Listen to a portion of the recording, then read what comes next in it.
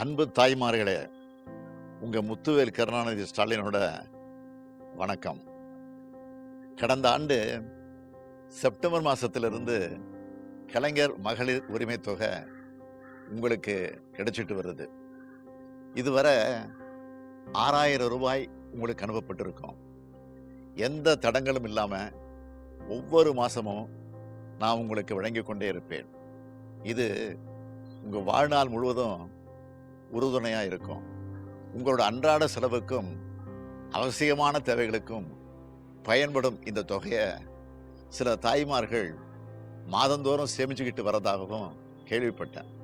ரொம்ப மகிழ்ச்சியா இருக்கு. எந்த நோக்கத்துக்காக இதை நடைமுறைப்படுத்தினோ அந்த நோக்கம் முறையா நிறைவேறிட்டு வருது.